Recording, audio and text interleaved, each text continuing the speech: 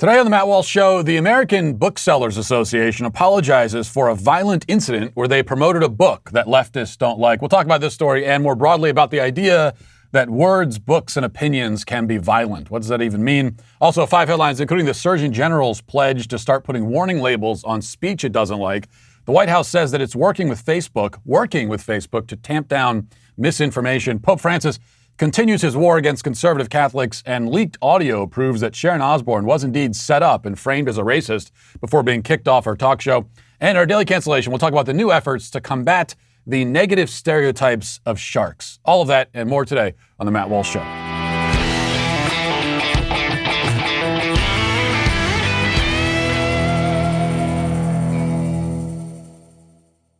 Before we get going today, I want to tell you about rockauto.com. Why am I always telling you about rockauto.com? Well, because I'm trying to help you out, okay? This is all about you and my deep concern for each and every one of you. If you're having car trouble, if you need any, or if you need any kind of auto part for any reason whatsoever,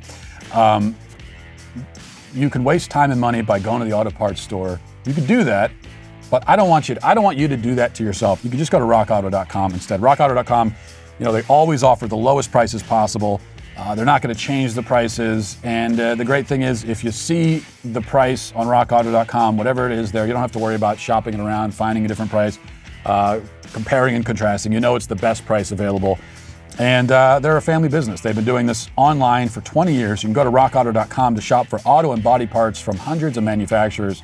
The catalog is unique, it's extensive, but it's also easy to navigate and easy to find what you want. So go right now to rockauto.com, see all the parts available for your car or truck, and write Walsh in their How Did You Hear About Us box so they know that we sent you.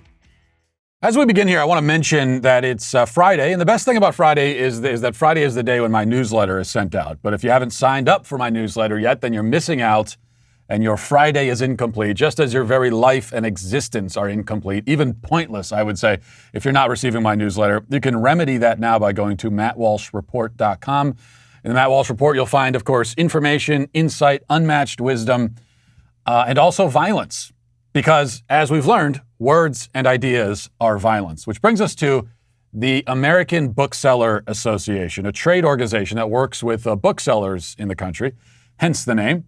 And recently, they sent out what they call their white box mailing, which sounds a little racist to me, frankly, to 750 bookstores. One of the titles in that package was Abigail Shrier's excellent book called Irreversible Damage, The Transgender Craze Seducing Our Daughters.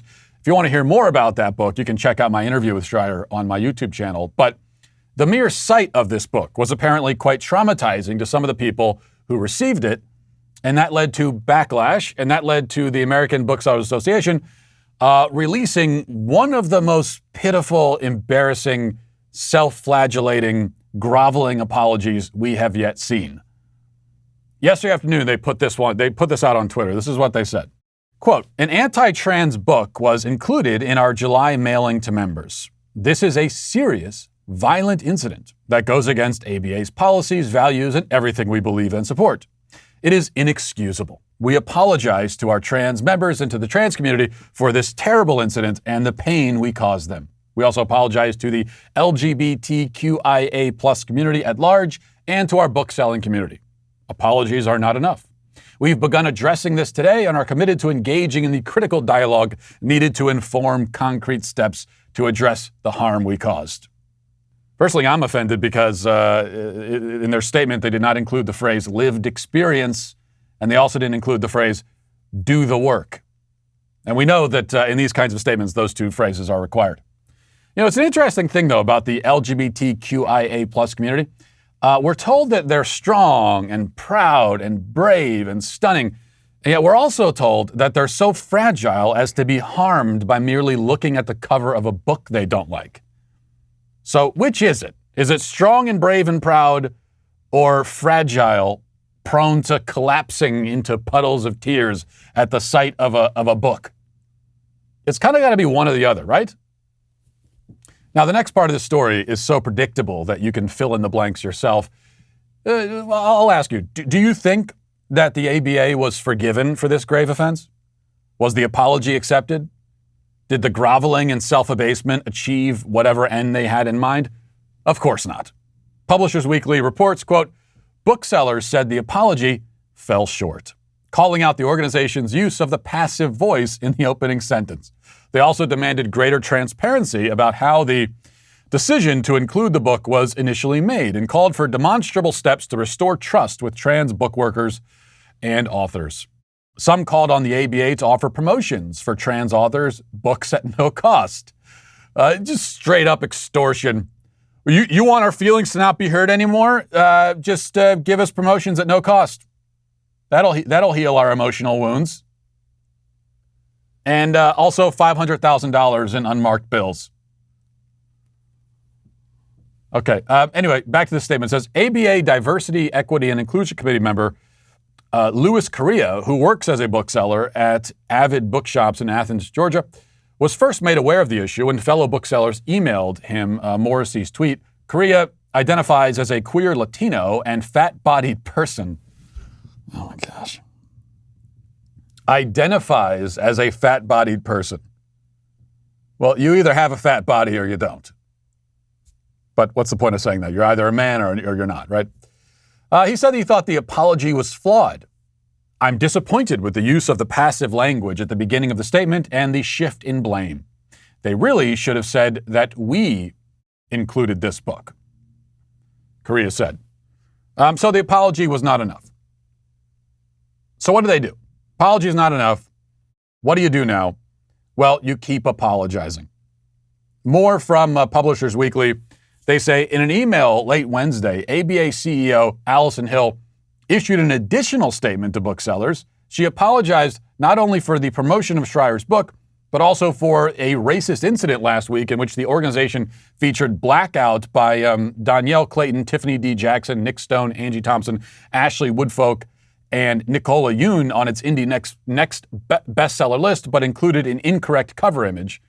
Instead of using the actual cover, the ABA used a book cover by an author who Hill described as, quote, a different black author, a right-wing extremist. Editor's note here, the right-wing extremist is our very own Candace Owens, who also wrote a book called Blackout.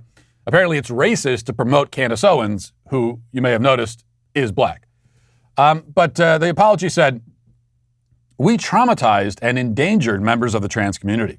We erased black authors, conflated black authors, and put the authors in danger through a forced association. We further marginalized communities that we want to support, Hill wrote. She reiterated that the organization will take steps to address both instances in the coming weeks, adding that, quote, there is nothing that I can say that will make this right. This should not have happened.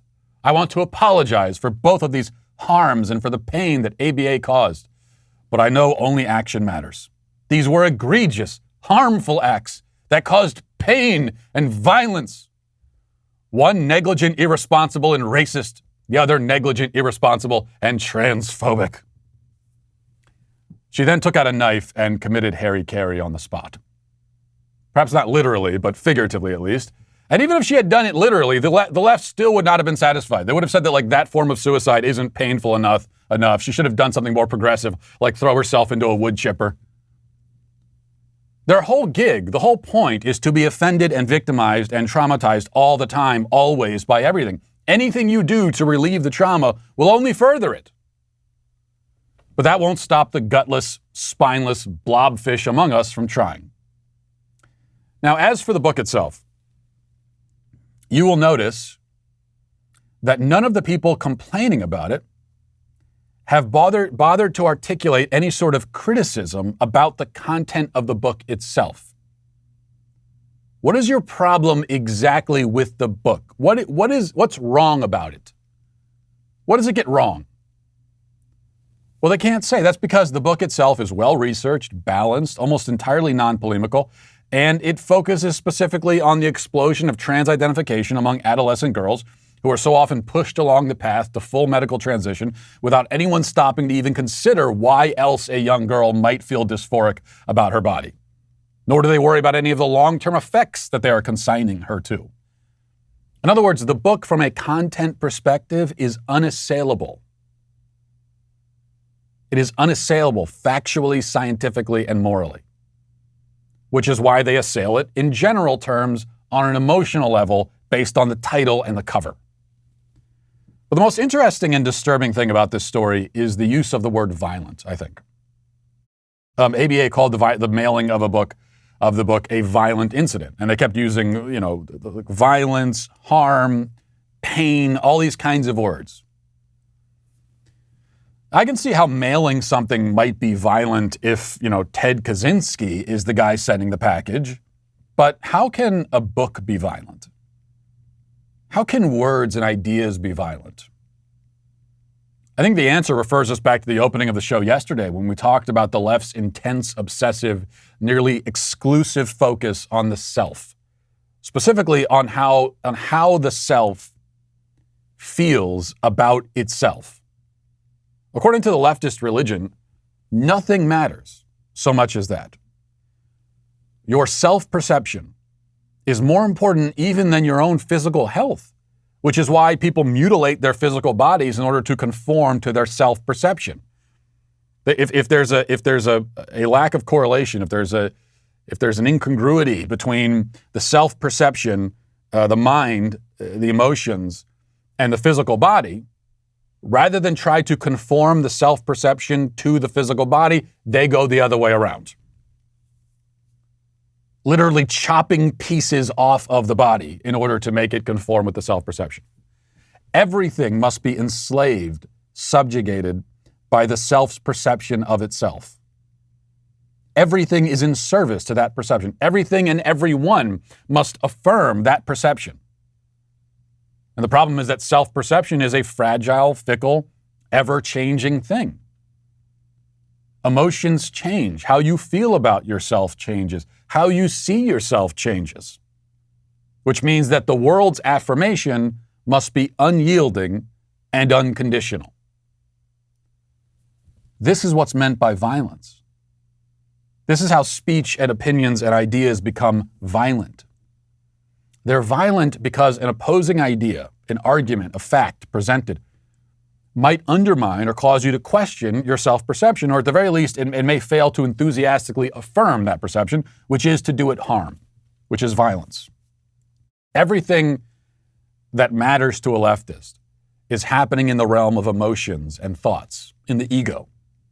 Actual reality is irrelevant to them. And so when you hurt their feelings or cause them to think uncomfortable thoughts, you have hurt them in the way that matters most to them. You have committed violence. That's where this is coming from, which is not to defend it. I mean, this is all quite insane, deeply disordered, not a way for any human to live.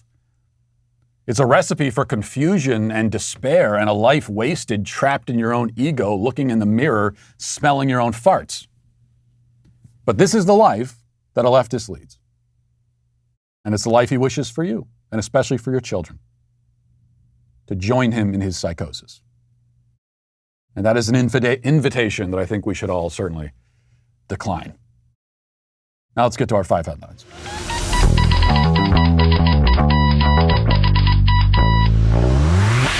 I'm always very excited to tell you about Moink, because with Moink, it's all about the meat. In fact, I got my latest Moink shipment yesterday. I came home from work and I walked in the door holding this big box of meat. And, you could say that I was literally bringing home the bacon. So, did it because there's bacon in the box. Anyway, Moink delivers grass-fed and grass-finished beef and lamb, pastured pork and chicken, and wild-caught Alaskan salmon direct to your door, helping family farms become financially independent outside of big agriculture. Their animals are raised outdoors, their fish swim wild in the ocean, and Moink meat is free of antibiotics, hormones, sugar, any of that junk you don't want. It's just the meat, and it's absolutely delicious. You can sign up at moinkbox.com/Walsh to get a year of bacon for free, and then pick what meats you want delivered with your first box. You can change what you get each month and cancel anytime. It's like Christmas. When you get your meat shipment, it is a meat Christmas every month, and you want to give yourself that gift. So join the Moink movement today. Go to moinkbox.com/Walsh right now, and listeners to this show will get free bacon for a year. That's 1 year of the best bacon you'll ever taste, but for a limited time, spelled MOINK, box.com/Walsh. That's moinkbox.com/Walsh. All right, it is interesting to talk about perceptions.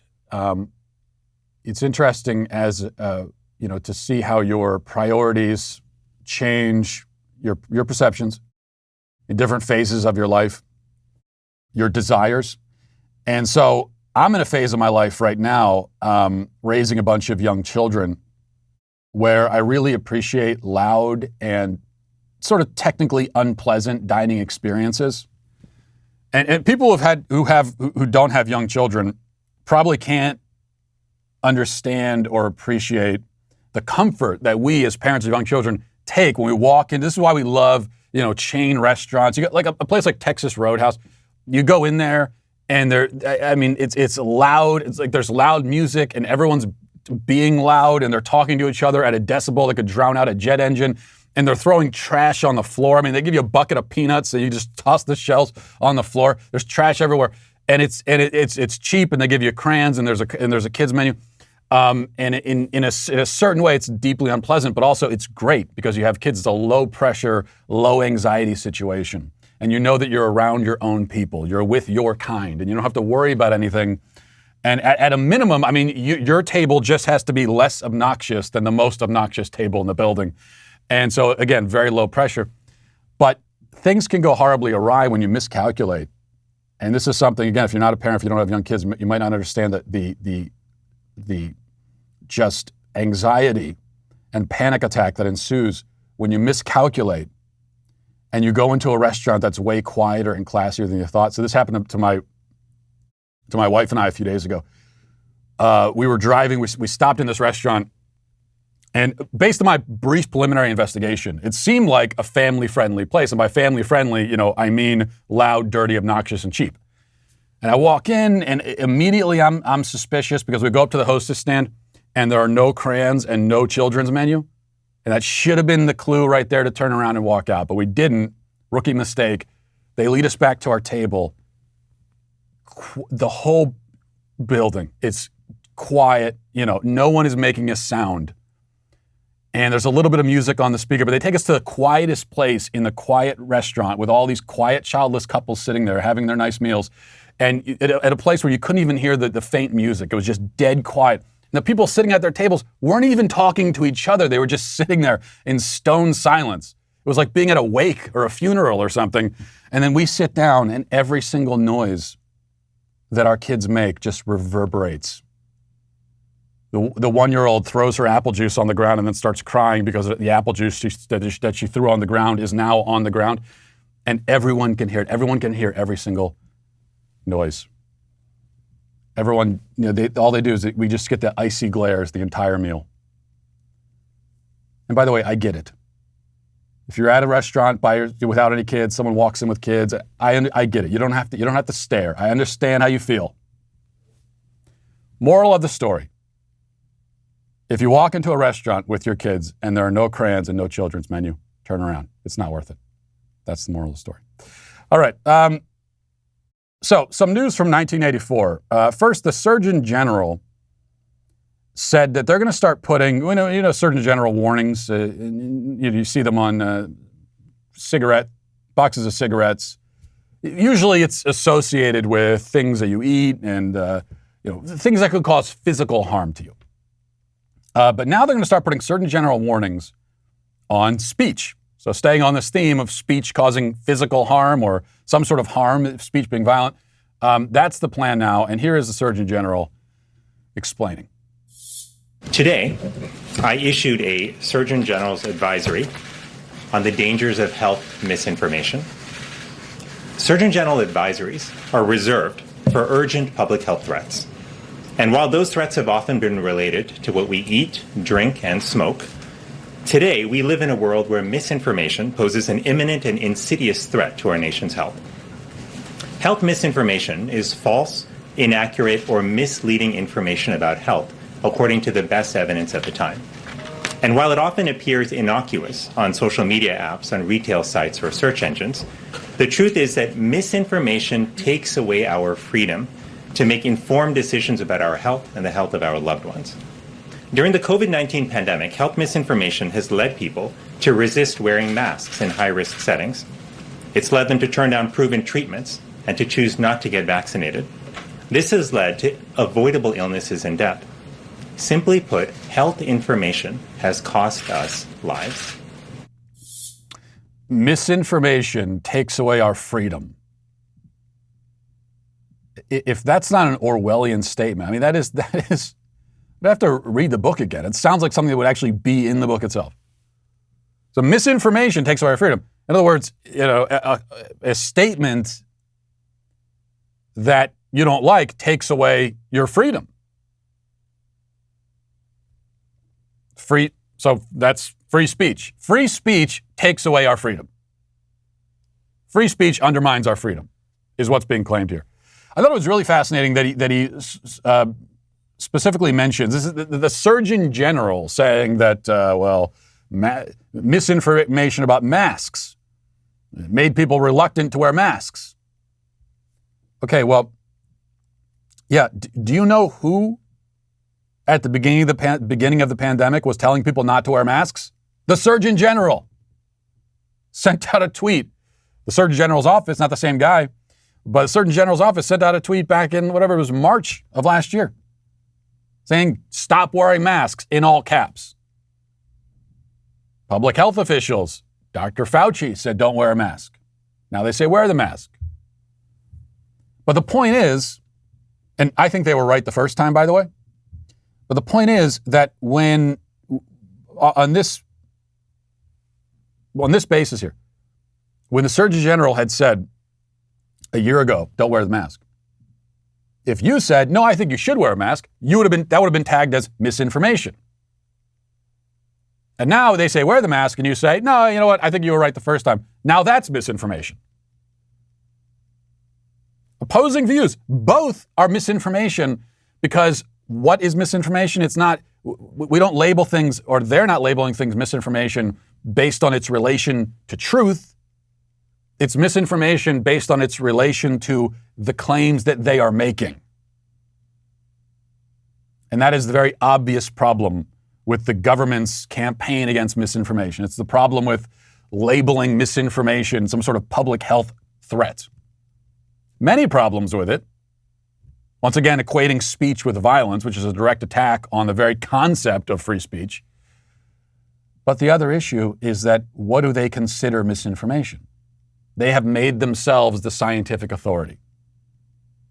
And to trust the science is to trust them.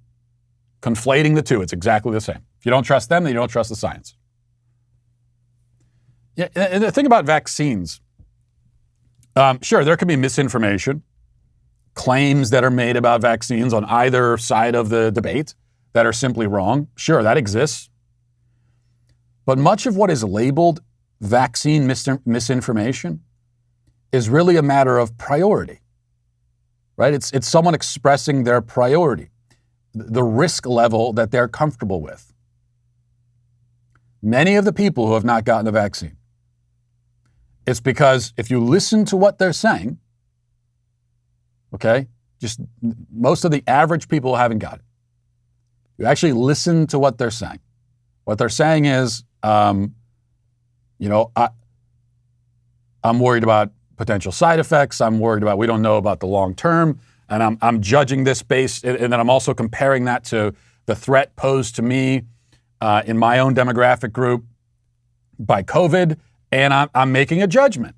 And that's why I don't want to get the vaccine. Now, you could disagree with that decision.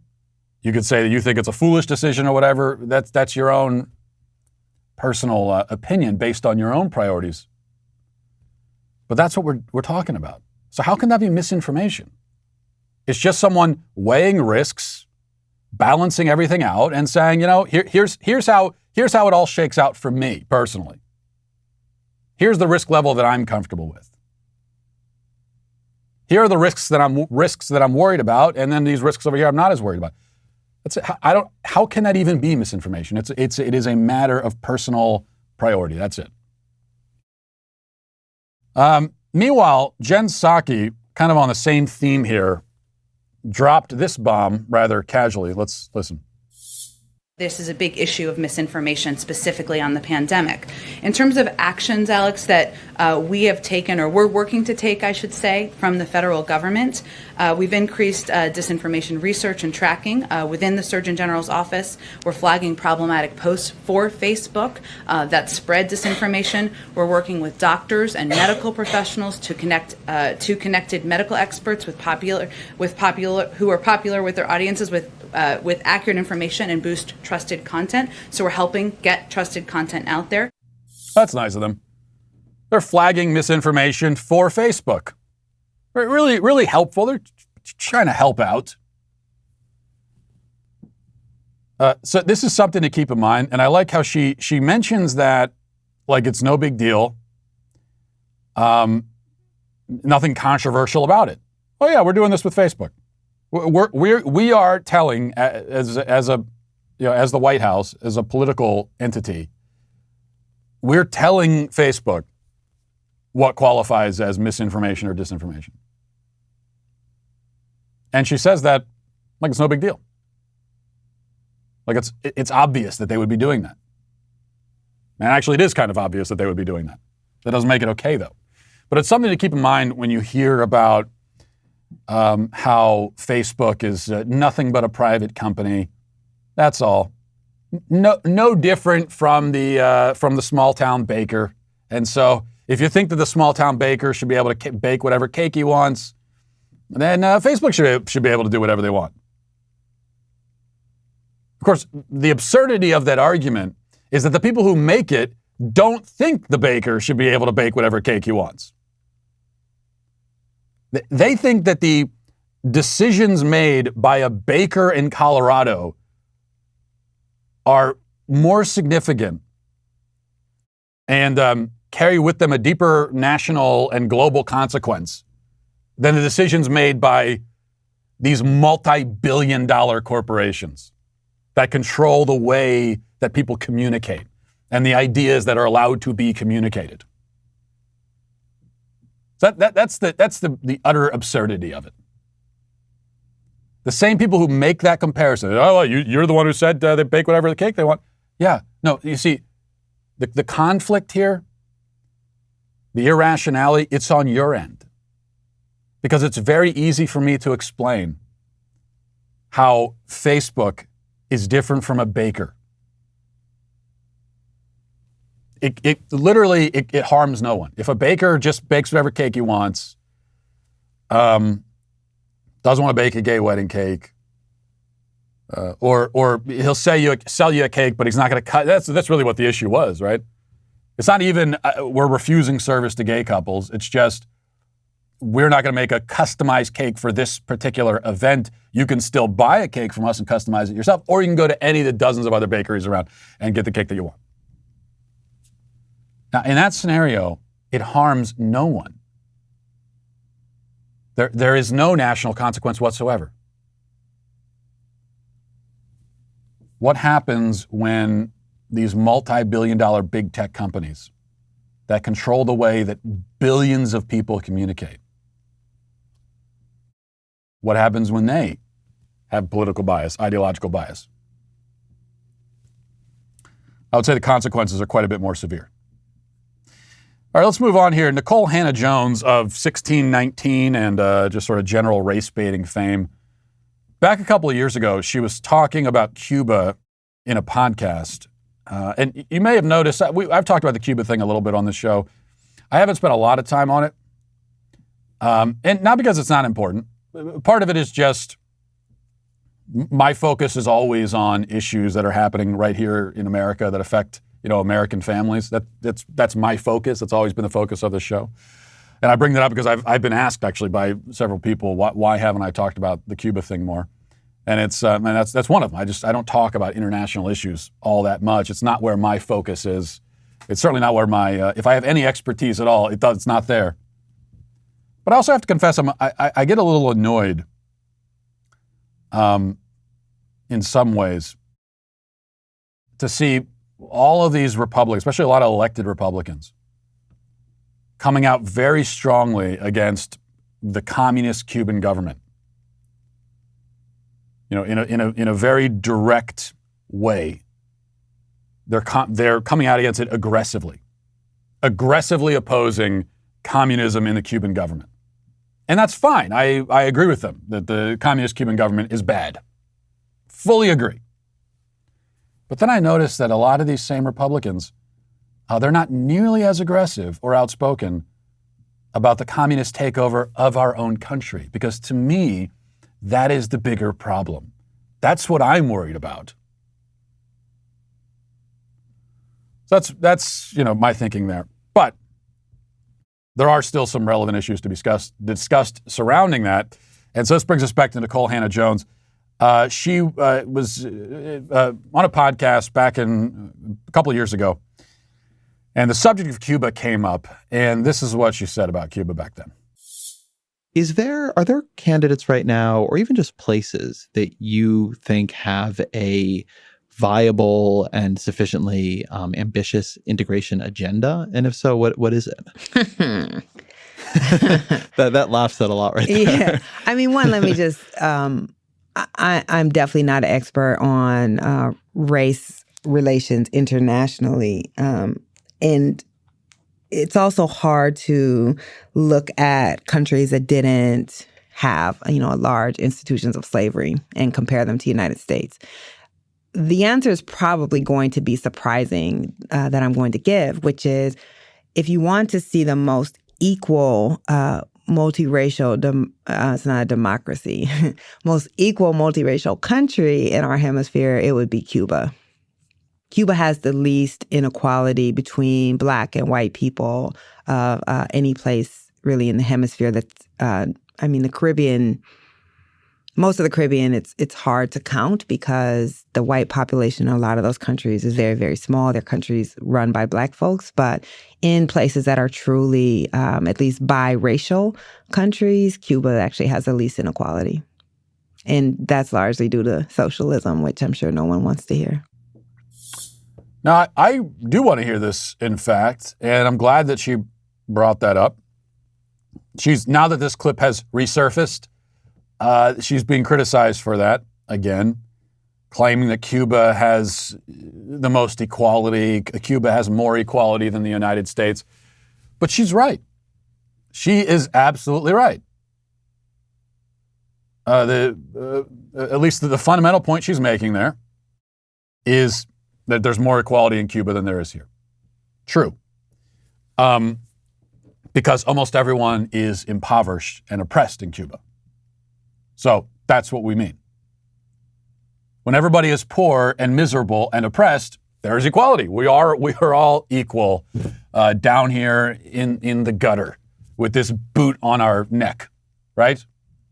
So equality in that sense. She is right about that.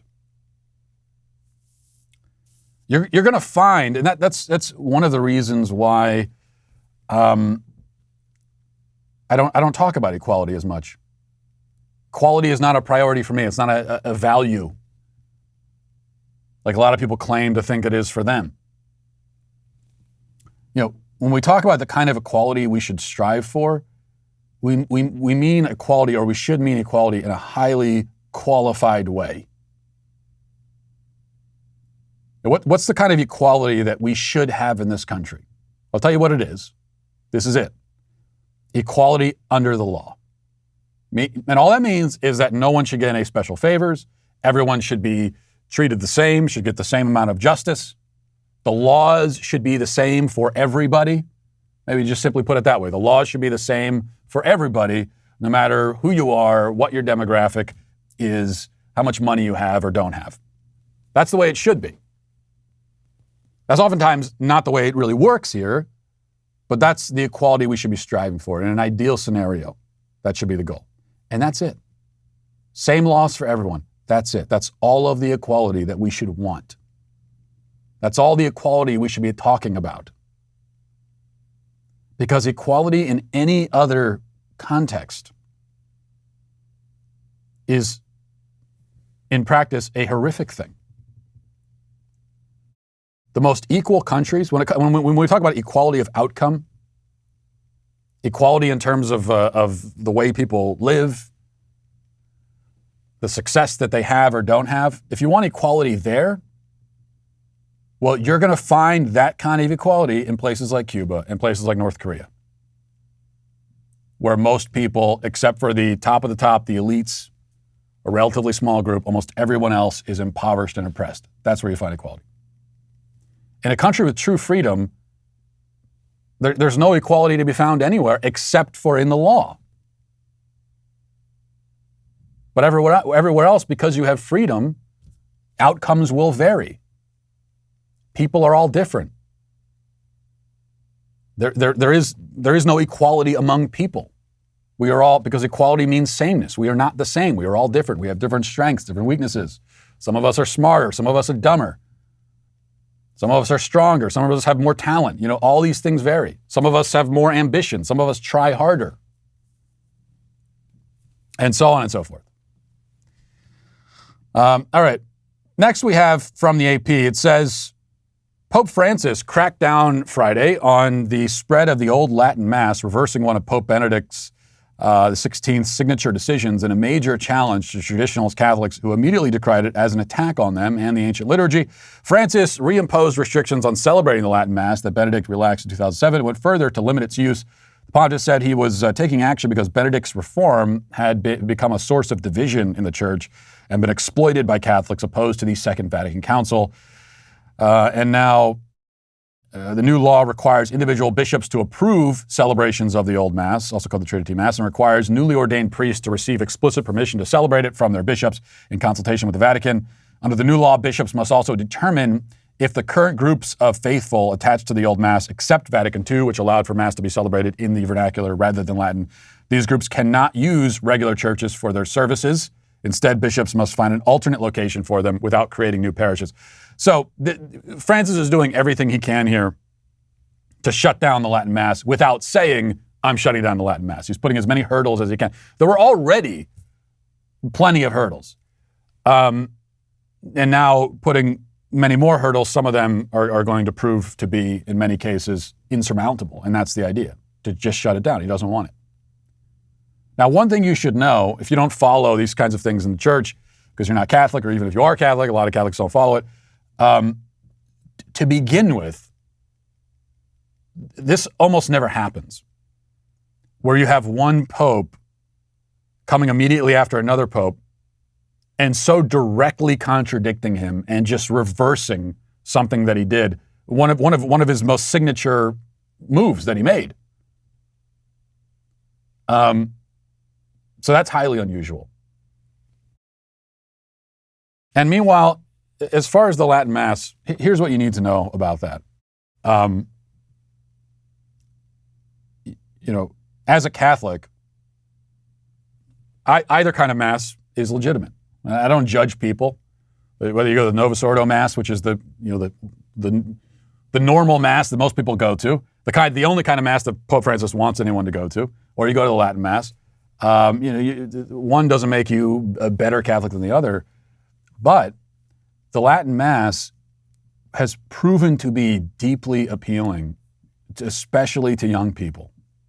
And it's pretty incredible. A lot of this is anecdotal, but I've been to plenty of Tridentine Masses, and I walk into these churches, and my experience almost always is, and you talk to almost anyone else in any other part of the country who goes to Latin Mass, and they'll tell you the same thing. You walk into these churches, which are very conservative, doing this ancient liturgy in a language that most of the people sitting there don't fully understand. They give you a book, though, that you can read to follow along, and you learn it as you go along. And you walk in, and so often the place is packed with young families, little kids, young parents, energetic people. By far, the youngest and most energetic parishes I have ever been to, Latin Masses. No, it's when you go to the Novus Ordo Masses and you find very often these old parishes of, average age of 72, and people are sitting there silently, and everyone is bored to death, and there's no energy, there are very few young people, very few young families. You could see the parish going extinct in front of your eyes. What Pope Francis is saying is, we want more of that. No, we don't want, the last thing we want are parishes that are young, energetic. We don't want any of that. Now, average age of 72, at the youngest, Pope Francis is saying. Well done. All right. I wanted to hit this quickly before we move on to reading the YouTube comments, if we have time here. I think we do.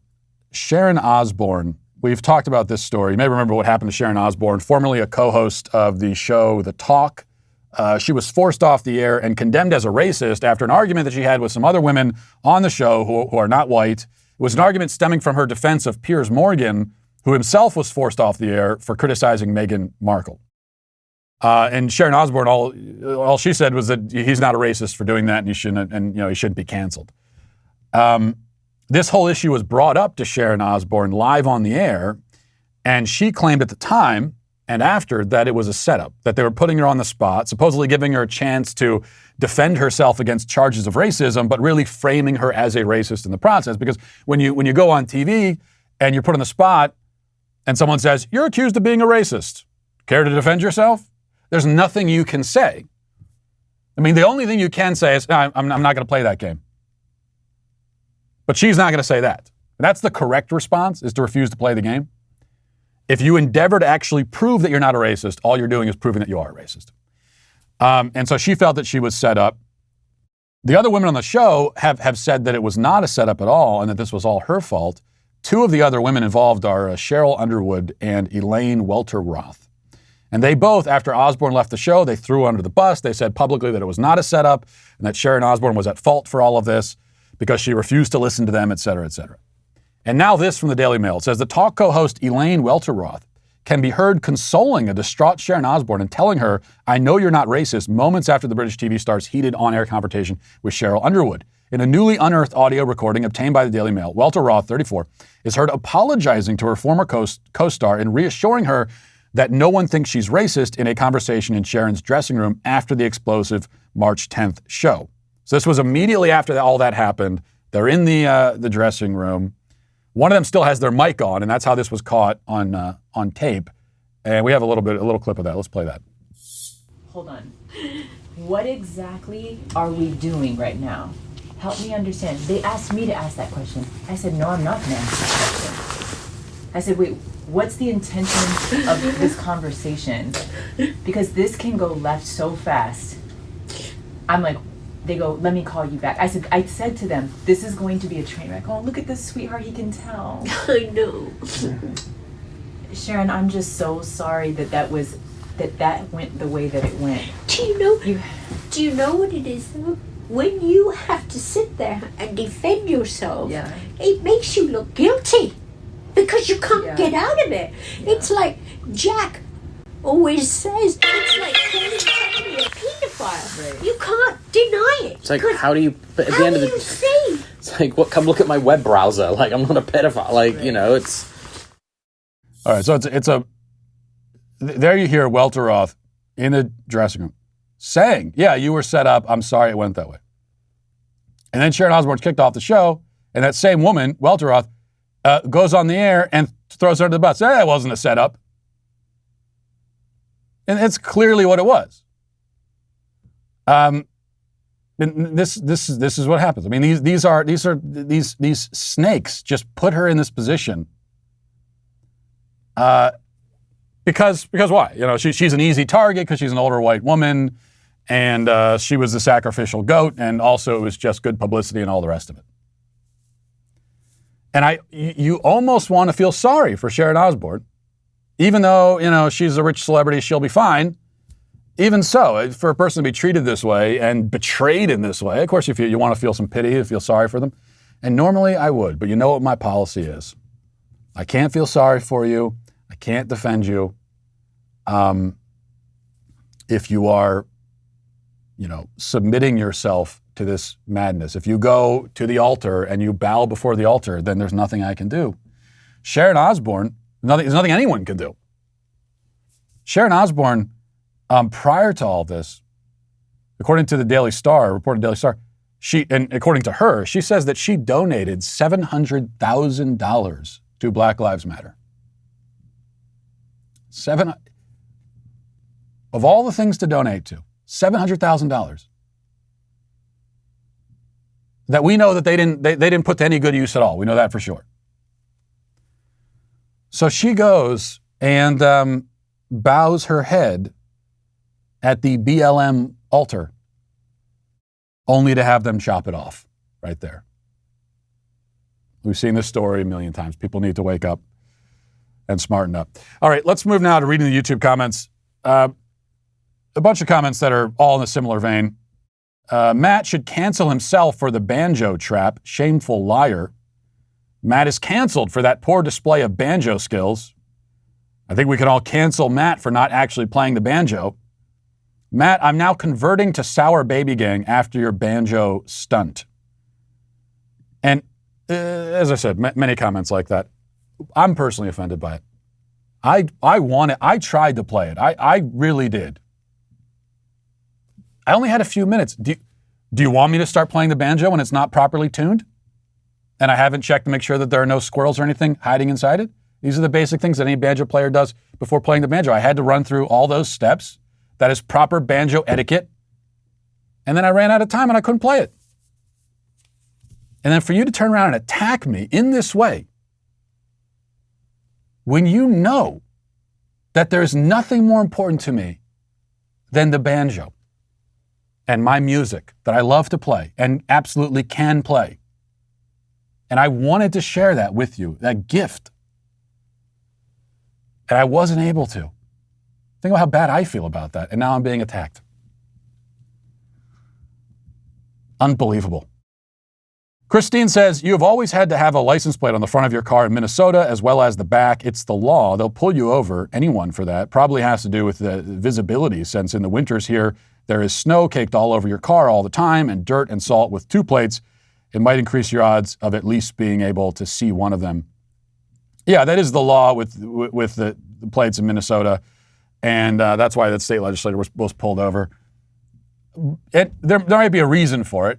I happen to agree. I think it's ridiculous to have a law where you're pulling people over because they have 1 license plate instead of 2. I think it's absurd. I think the police should be focused on other things. But that's not the cops' fault. As we talked about yesterday, they are law enforcement. They're not lawmakers. Their job is to enforce the laws that are made. And yes, if a law is immoral, if the law is calling them to do something immoral, then they should refuse to do it, even if it costs them their job. But a lot of these traffic laws and stuff, they're not immoral. It's not morally objectionable to have a law requiring 2 license plates instead of 1, but it's just silly and stupid. It's the cop's job, though, to enforce that. So if you don't like that, then you talk to your legislators about changing the laws. If there is a law that we would say it's not worth the cops enforcing it, then the law shouldn't exist. General rule there. And finally, Tony of Scrub Nation says, my dream is that Matt will read one of my comments someday. There you go, Tony. Your dream is fulfilled. This is the generosity that I display on this show, even as I am ruthlessly attacked.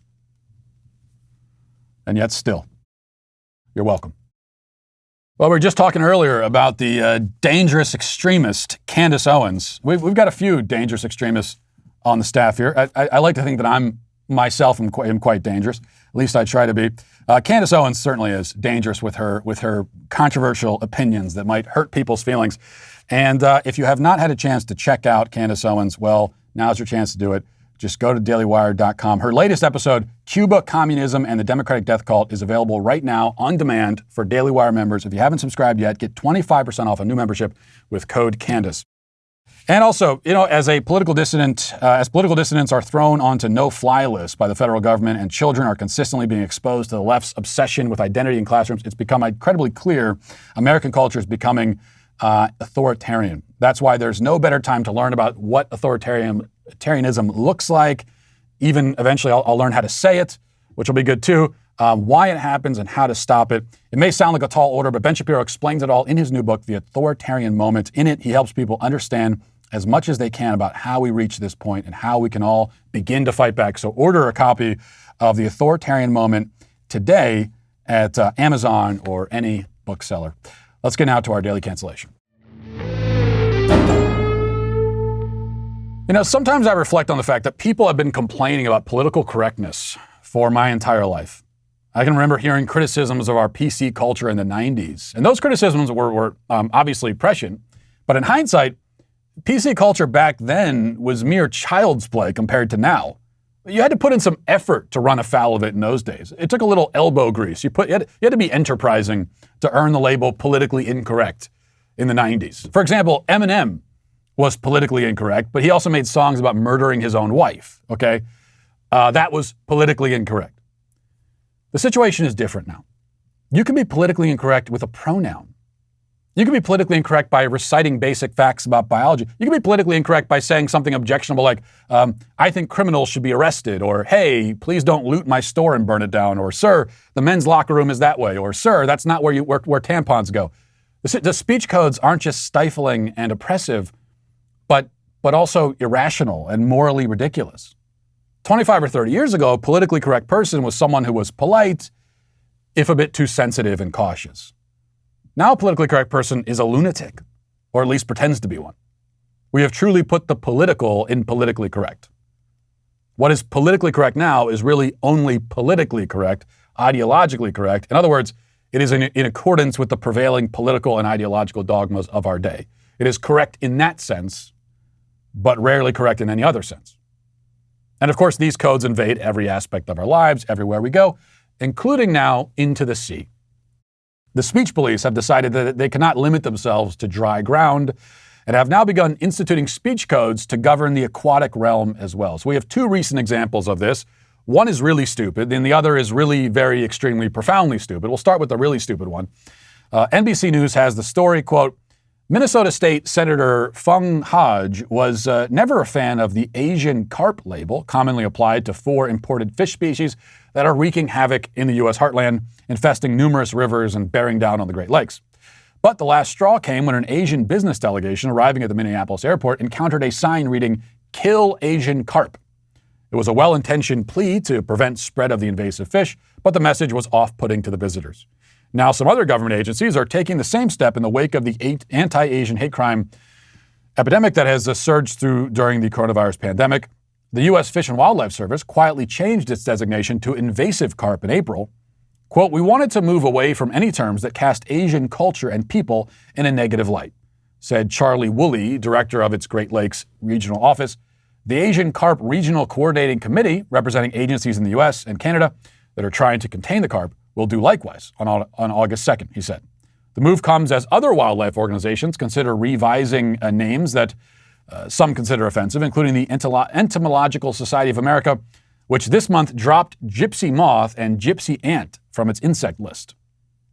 Okay, by the way, this may shock you, but the reason we call Asian carp is that Asian carp are from Asia. So this was not a conspiracy meant to encourage anti-Asian hate crimes. Why is the Asian carp designator necessary? Well, because there are also other kinds of carp that originate from Europe.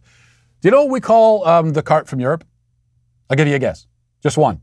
That's right, European carp. It's pretty common to name an animal after the place where it lives or originates. It's not entirely clear why an Asian business delegation would be upset by a sign calling for people to kill Asian carp. I mean, these business people were presumably people. If they had any concerns, perhaps someone could have explained to them that they are people and carp are carp, and that the distinction is rather significant. Or maybe here's another possibility. Someone in the delegation, it's possible someone in the delegation was named Carl, and he misread the sign and became understandably disturbed. I don't know. But as always with these sorts of things, the move is not just pointless and silly, but self-defeating. The goal of wildlife conservationists is to reduce the population of these fish because they're screwing up the ecosystem. One way to do that is to convince people to eat them. That's already a tough sell because all you have to do is reverse the R and the A in carp to get an idea of what the fish tastes like. But you're making it harder on yourself when you call them invasive carp. I mean, Asian carp sounds delicious. It sounds delicious. It sounds like something you might get at a Chinese restaurant. Invasive carp sounds like a disease. Today our special is invasive carp with a side of parasitic worms. Not exactly appealing. So it's a foolish strategy, and yet it seems downright brilliant in comparison to the next story. Going from freshwater to saltwater, Here's the report from the New York Post. It says, quote, marine experts and advocates in Australia are urging the public to refrain from using the word attack in reference to sharks, declaring that the majestic predatory fish has been unfairly stigmatized as a deliberate killer. Instead, officials have suggested that violent run-ins with sharks be dubbed with more neutral words, such as interactions. Others have suggested swapping the word with the terms negative encounter, incident, or simply bites. Shark attack is a lie, said University of Sydney language researcher Christopher Pepin-Neff, who argued that a majority of what people call attacks are merely nips and minor injuries from smaller sharks. Government agencies have also begun to adopt new language, including the Department of Primary Industries in New South Wales, which has worked with a shark survivor support group, Bite Club, to identify more sensitive vocabulary to describe an audience with a shark. An audience with a shark. Now, that's one way to describe the plot of Jaws, I guess. But yes, we would want to stigmatize the poor sharks, who are famous for their emotional fragility. And we certainly wouldn't want people to get the wrong idea about the prehistoric, flesh-eating death machines that lurk in the darkest depths of the sea.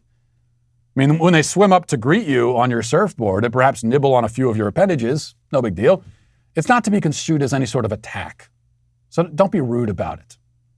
Try to see this from the shark's perspective. He came over to make a little small talk with you, maybe grab a quick bite to eat, only to be met with screaming and crying and the whole production. It's important to remember this also when you hobble back onto the beach, blood gushing from the spot where your left leg used to be. Do not scream out, "I've been attacked by a shark." It'd be better and more sensitive to say, "I've had an interaction with a member of the ocean community." And then somebody can ask, was it a positive or negative interaction? And you could say, I'd probably call it negative, all things considered, hence the catastrophic blood loss. I admit I do find it a bit confusing as to why we need a qualifier like negative to go along with shark interaction. Is there any other kind of shark interaction? But these questions, I suppose, are based in my own deep-seated anti-shark bias. A bias that many of us share and which is only perpetuated by shark attack victims, who we should not be calling shark attack victims at all, but rather shark encounter participants. And it's why if you ever find yourself participating in such an encounter and you manage to survive it, please don't make a big thing out of it. Start whining about your missing limbs and so forth. Think about how this shark feels. I mean, you've already ruined his lunch by escaping. Don't add insult to injury here. And so today, after this long and circuitous journey, which has taken us from land to lake to sea, I think in the end, upon further reflection, it must be the Shark-Phobes who are, in the end, canceled. And we'll leave it there for today and for the week. Have a great weekend. Talk to you on Monday. Godspeed.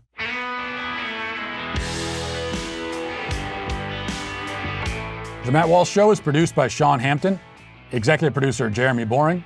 Our supervising producer is Mathis Glover. Our technical director is Austin Stevens. Production manager Pavel Vodosky. The show is edited by Sasha Tolmachov. Our audio is mixed by Mike Coromina. Hair and makeup is done by Nika Geneva. And our production coordinator is McKenna Waters. The Matt Walsh Show is a Daily Wire production. Copyright Daily Wire 2021. Hey everybody, this is Andrew Klavan, host of The Andrew Klavan Show. Some people are depressed because the Republic is collapsing, the end of days is approaching, and the moon's turned to blood. But on The Andrew Klavan Show, that's where the fun just gets started. So come on over to The Andrew Klavan Show and laugh your way through the fall of the Republic with me, Andrew Klavan.